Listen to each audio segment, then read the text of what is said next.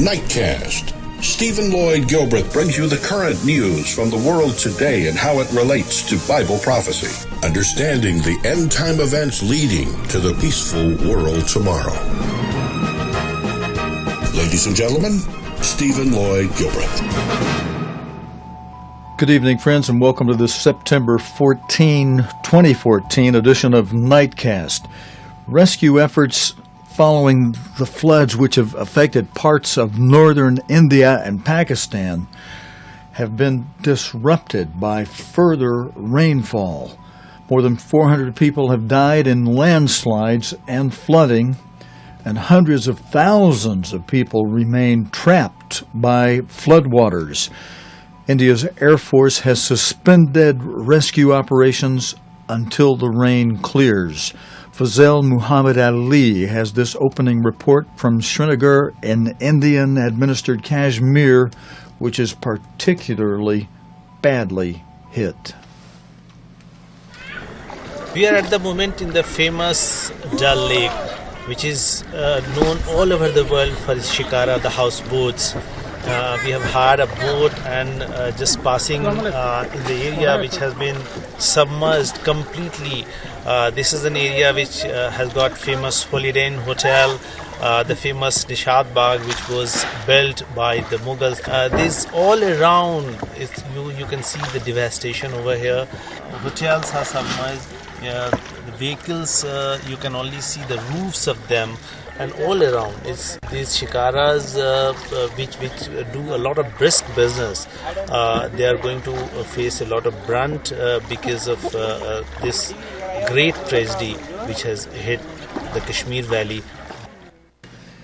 And friends, that story relates to the. I should have done that this way. I should have brought that out with the green horse like that. Yeah.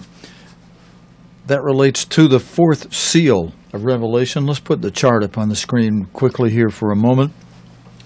The fourth seal. There are 4 horses active now. The first 4 seals are depicted in Revelation by 4 different colored horses. The fourth one being a pale green colored horse.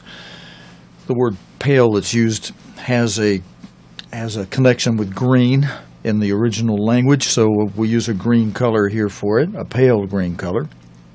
Jesus Christ described the activities between the third seal and the fifth seal as being primarily loimos, disease epidemics, pestilence, the plagues of Egypt, and he also mentioned 2 other things that happened between the third seal and the fifth seal. Fifth seal has not begun yet, but there is an element of the fourth seal that's kind of a prelude to the fifth seal, and that's the Tarakeh, trouble, disturbances, and waters, troubled waters, both figuratively and literally. And the third thing is commotions in the seismic activity, commotions in the air, commotions on the ground. And the commotions in the air, the example given is gale force winds. The commotions on the ground, the example given in the Greek-English lexicons is earthquakes, but that's only the summary example. That includes wildfires, flooding, just the kind of thing that's in the news tonight. Let's go. We've got 2 more stories related to this opening story with the flooding. And this next story is going to emphasize the point that hundreds of thousands of people have been trapped by flooding in Kashmir and other areas of northern India and Pakistan. You'll see in this video, you'll hear in this video how an estimated 200,000 are stranded in Indian-administered Kashmir alone. Criticism of both the Indian and Pakistani governments' handling of the disaster is growing. You know, friends, I mentioned last week how it kind of sounds like ancient Israel, poor Moses with ancient Israel, as people complain. The government has to help us. Laura Westbrook has this report. Tackling the rising floodwaters in Pakistan by force. 3 strategic dikes blown up to divert swollen rivers away from Multan, one of Pakistan's biggest cities to the south. It's been a week now since the flooding began, and the waters are still rising. Soldiers here evacuated people from the overflowing Chenab River and dropped supplies of food to those they had yet to reach. Human lives are the most important thing in this entire catastrophe, and that would mean that we will not really bother about salvaging things from the flood affected area. We will go and rescue people, whatever resources it takes. Tens of thousands of people are now homeless, many now living in makeshift camps, and criticism of the government is growing. This woman says there's still a lot of floodwater in our area. We are upset, she says. The government is not giving us anything. Across the border in India-administered Kashmir, these women are also angry, saying not enough has been done to help them. Large parts of Srinagar remain underwater, many people trapped in their homes. The locals took their boats and began the rescue operation. The government had left these people here to die. Prime Minister Narendra Modi took to Twitter to reassure people, tweeting, "The destruction caused by the floods in Jammu and Kashmir has pained all of us. The need of the hour is to help our sisters and brothers of Jammu and Kashmir." But for the hundreds of thousands still stranded, help can't come soon enough. Laura Westbrook, BBC News.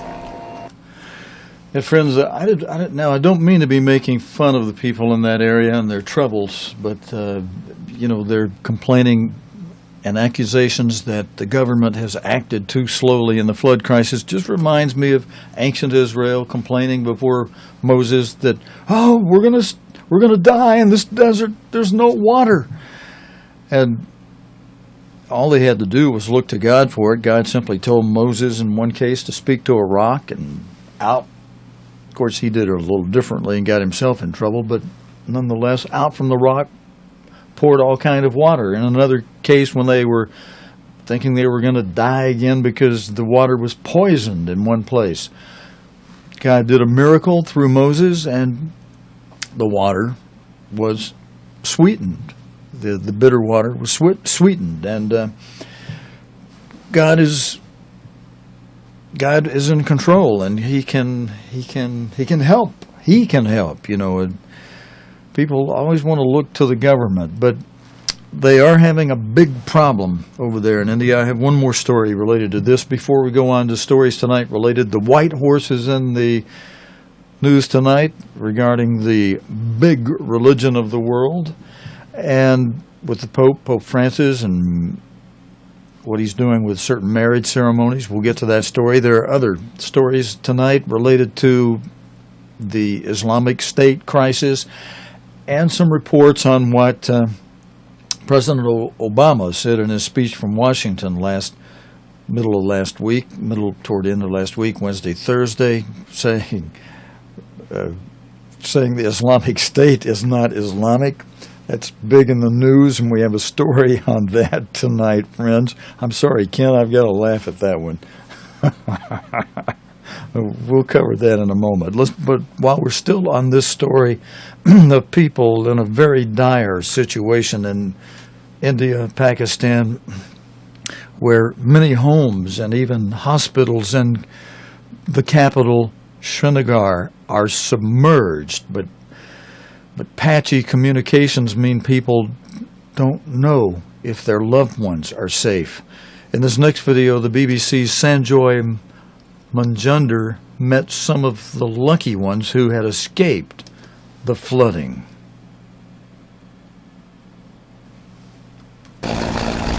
Srinagar has become a city of islands, much of it covered by water. These are the houseboats on the city's famous Dal Lake, which has now swallowed up its surroundings. And still, there are many waiting to get out. As help arrives, they get on board the Air Force helicopter, exhausted and shaken after their trauma. But at the end of the journey, there's also a sense of relief. This is where these survivors are brought after having been evacuated by helicopter, the main airbase here in Srinagar. And they're waiting here to be put on board a plane to be eventually taken to their homes across Kashmir or in the rest of India. The problem, though, is that each helicopter can only evacuate about 20 people. And there are thousands still waiting to be rescued. They're given food while they wait. For many, especially the children, it's the first proper meal they've had in days. Others are simply too tired to eat. And then there are those who need medical attention. Sharda Raina is dehydrated and is quickly given a drink, but she's more worried about her son. My son was left behind. I don't know where he is, if he's okay. There's now a sense of urgency here, especially in getting relief out to those who need it most. The military's been stretched as it tries to cope with a tragedy of immense proportions. These are the lucky ones who've managed to survive. But there are many others like them who still need to be helped. Sanjay Majumdar, BBC News, Srinagar. And now, friends, our next story, we're going to go to a story related to the White Horse. As I told you, we have a story that features Pope Francis, who has, in today's news, he has pronounced 20 Italian couples man and wife during a mass wedding ceremony in St. Peter's Basilica in Rome. Now, that's truly the meaning of the word mass, when you do a mass wedding ceremony. The Pope had asked for modern couples from different social backgrounds, the first papal marriage ceremony of its kind in 14 years, came on the eve of a meeting of Catholic bishops to examine church teaching on family matters. David Wiley reports from Rome. Slowly, very slowly, the Catholic Church, under the guidance of Pope Francis, is facing the fact that many Catholic couples cohabit before marriage, use contraception freely, and divorce and remarry without seeking a church annulment, according to traditional teaching.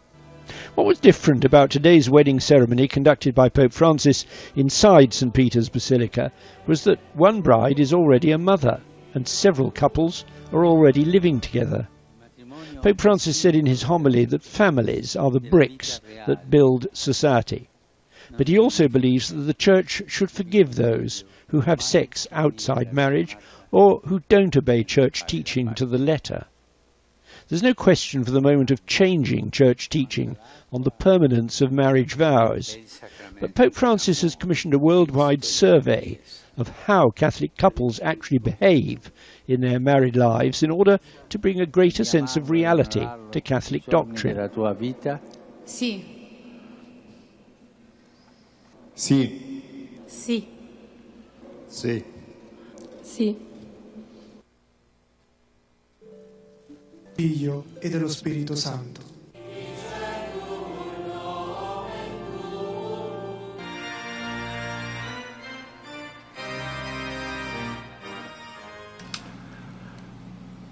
Okay, friends, so there you are, direct from Rome. All right, now we've got a little more serious story, friends. We go to that red horse, the horse that represents the second seal of Revelation, and which Jesus Christ described its activities in plain language as being that of war and rumors of war. In this next story, we'll hear from the Prime Minister of the UK. It's still the big UK with Scotland until at least next week. And thankfully, in the news, unless things change, friends, there's a swing toward a no vote on no from separating from the UK. But we won't know the real answer to that until after Thursday of this week.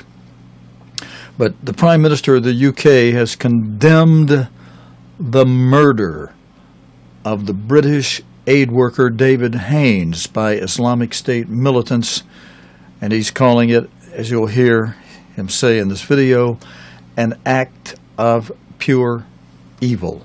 The video of Mr. Haines' killing also includes a threat to kill a second British hostage, who has been named as Alan Henning, age 47.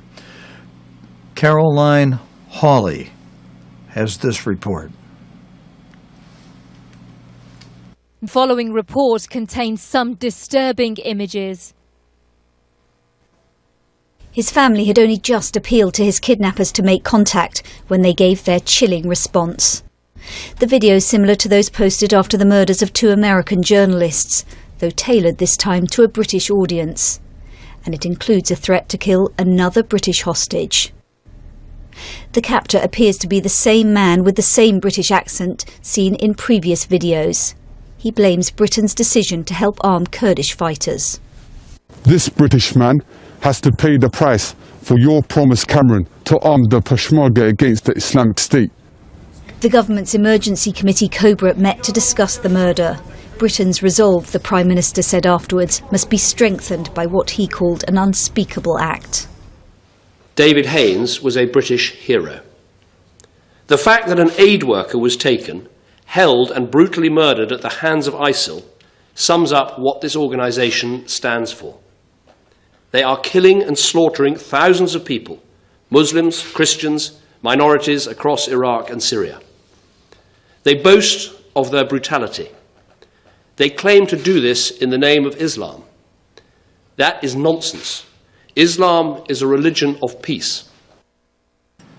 Now, you know, friends, I got to come out of that video for just a moment, right after, and we want to pause the Prime Minister with his statement that Islam is a religion of peace.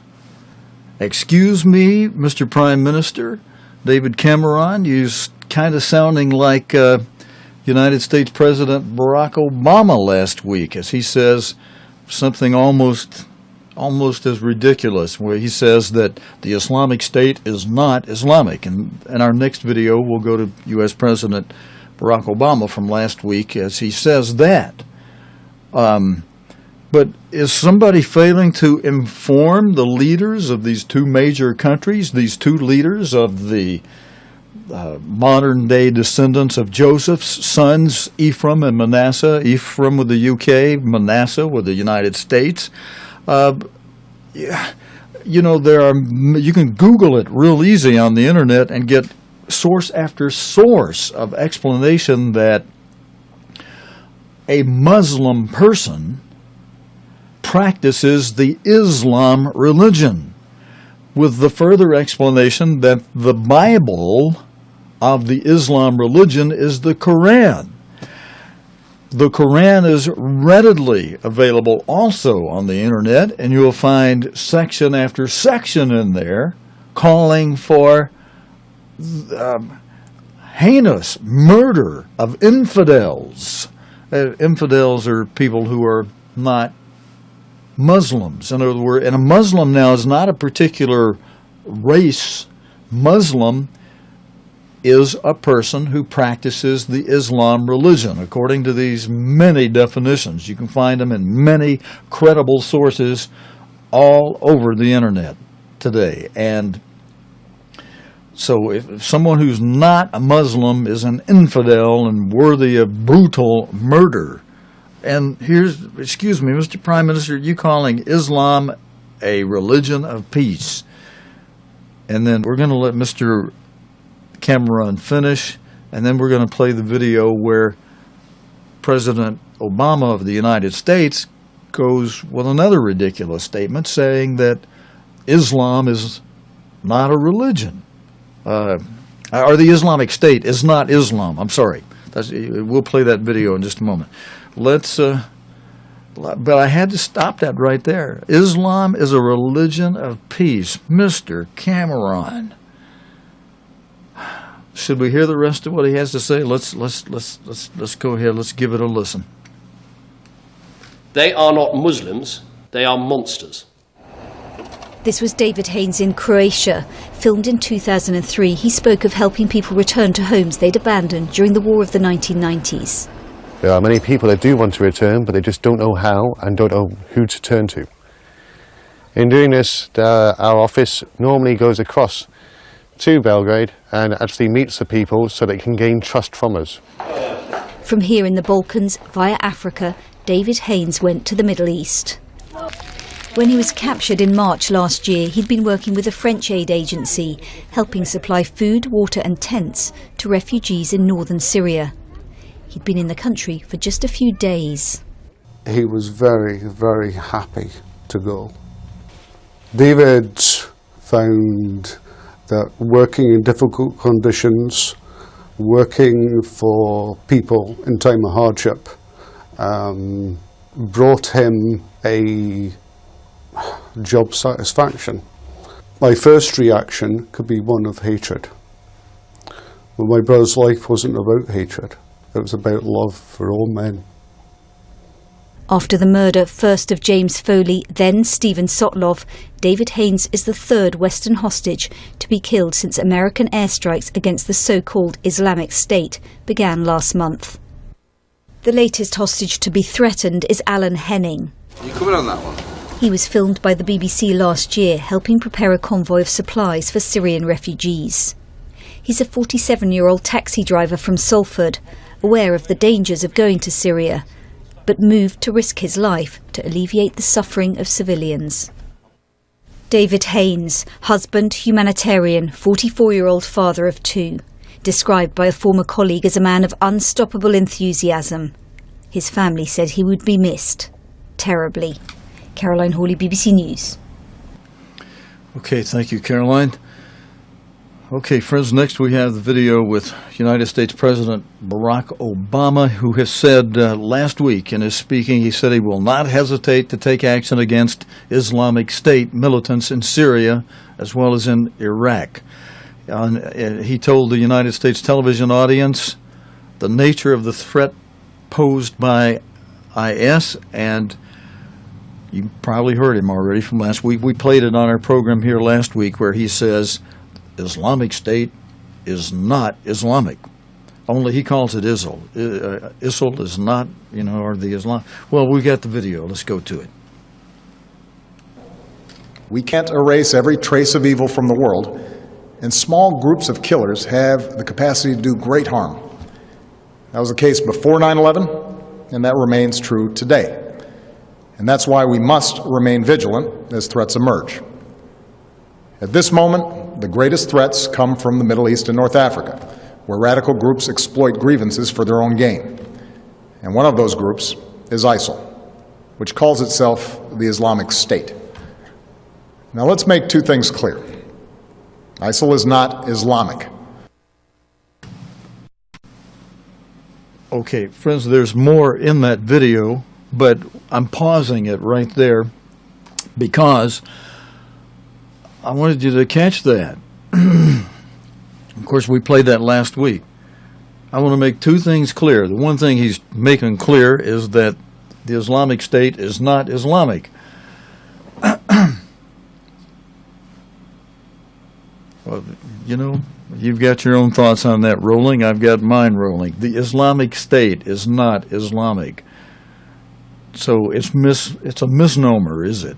Of course, President Obama is getting a lot of flack for that. You'll see all kind of reports and stories. We may carry some. There's a cute cartoon that some of you will remember the name when I say Monty Wolverton has just created.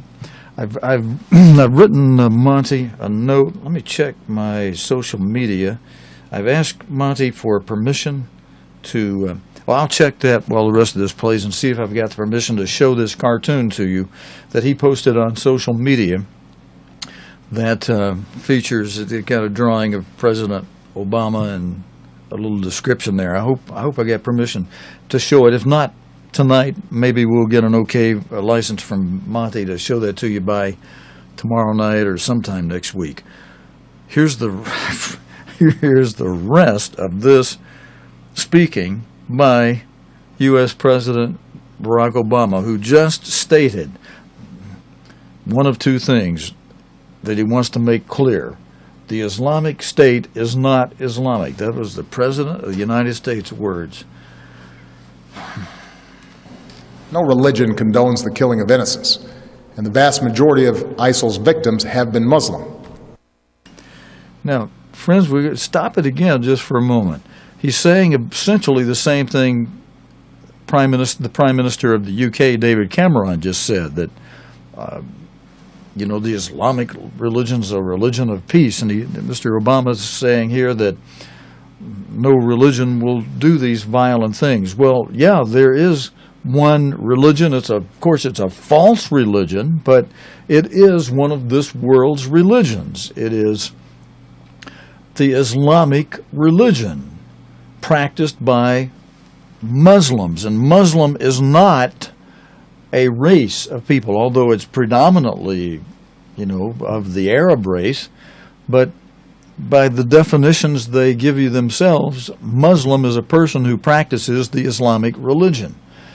So I don't, maybe they have proselytes who are other than Arabs, but all Arabs are not Muslims. So, now all Jewish people are Jewish, whether they practice the Jewish religion or not. A Jewish person is a thing of blood. That's people who are of the tribe of Judah, the offspring, the descendants of Judah. Now, the Jewish religion does have what's called proselytes. So a person can go into the Jewish religion who is not a Jew, but that person is technically a proselyte. They're not a true of the blood Jew, because a real Jew is of the person of the tribe of Judah. All right.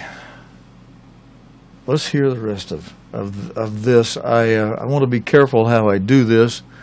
I started to say, here, let's hear the rest of this nonsense, but we've got to be careful and respect those who are in authority, even though sometimes their actions and words are not very respectable. And ISIL is certainly not a state. It was formerly al-Qaeda's affiliate in Iraq and has taken advantage of sectarian strife and Syria's civil war to gain territory on both sides of the Iraq-Syrian border. It is recognized by no government, nor by the people it subjugates. ISIL is a terrorist organization, pure and simple, and it has no vision other than the slaughter of all who stand in its way.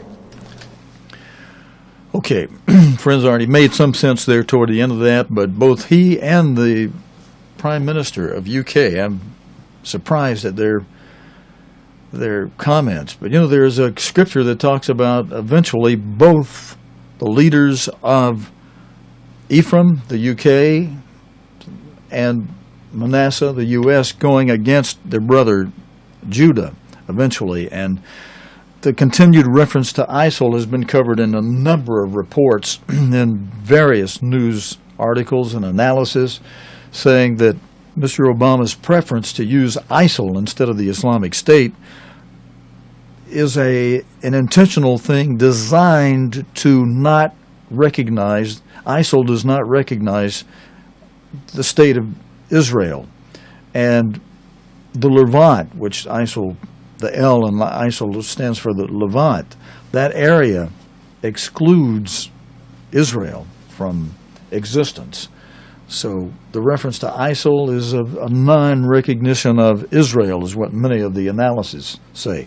All right, now, friends, we've got a report from German Chancellor, a report that involves German Chancellor Angela Merkel. Excuse me, friends, I'm still getting over a condition that's got me a little bit affected, but this is our last story for tonight. Angela Merkel is to speak at a mass rally against anti-Semitism today, amid a sharp rise in attacks on Jewish people in Germany. The event in Berlin comes 75 years after the outbreak of the World War II, in which 6 million Jews were killed by Nazi Germany. Excuse me, Mrs. Merkel has vowed to do everything she can to ensure anti-Semitism doesn't have a chance. Jenny Hill has this report. Afternoon tea in the heart of Berlin.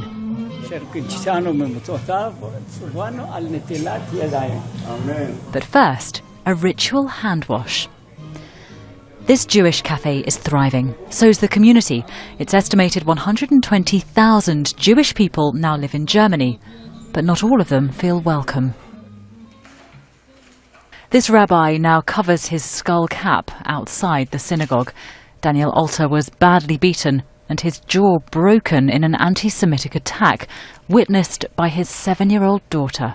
It's simply a fact that there are areas in town where it is absolutely not wise to be identified as Jewish.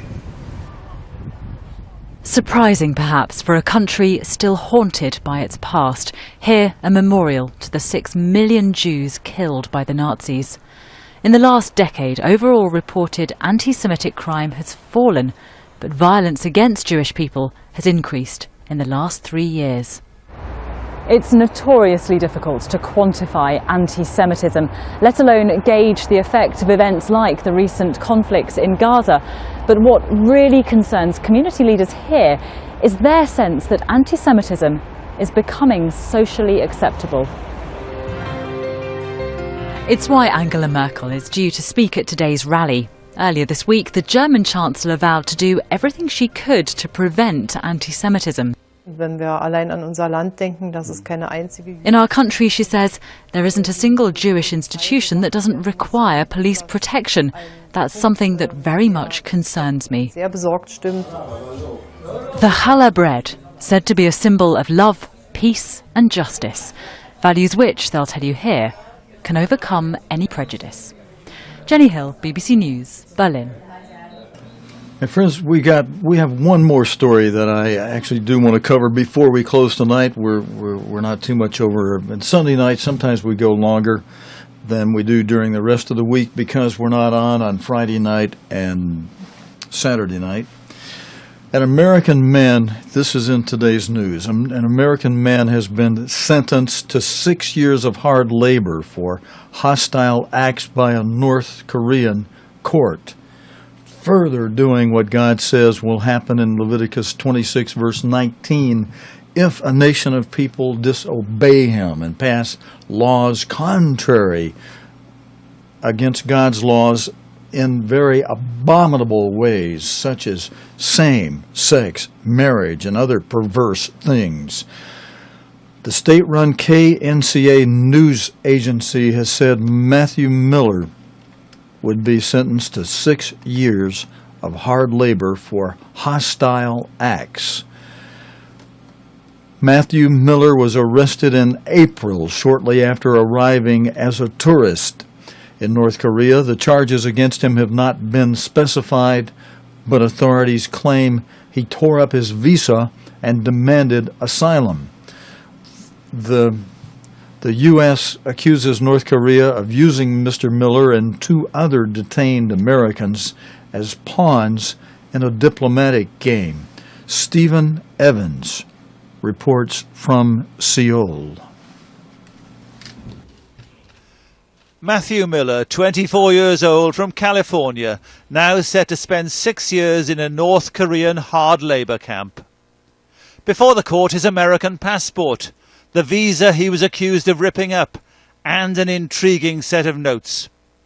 If he wrote them, he says he was seeking asylum to avoid imprisonment because of his involvement in WikiLeaks. My agenda, he says, is to remove the American military from South Korea. The outside media weren't allowed into that trial, so it's impossible to know what weight to put on those notes. But here in South Korea, there is much questioning. Were the notes written under duress? Was he really involved with WikiLeaks, fearing imprisonment back in the West? Mr. Miller's arrest in April was announced just as President Obama landed in South Korea. In the past, North Korea's released prisoners after Presidents Carter and Clinton visited Pyongyang. North Korea is isolated because of its military build-up and its development of nuclear weapons. Matthew Miller finds himself a small figure who's entered that highly dangerous confrontation. Stephen Evans, BBC News, Seoul. And friends, that's it for our Sunday night report here on Nightcast. Thanks for joining us tonight. God willing and the creek don't rise, we'll be back again tomorrow evening, Monday night, with the day's current news related to the Bible and prophecy. Until next time, this is your host, Stephen Lloyd Gilbreth, saying so long and good night, friends.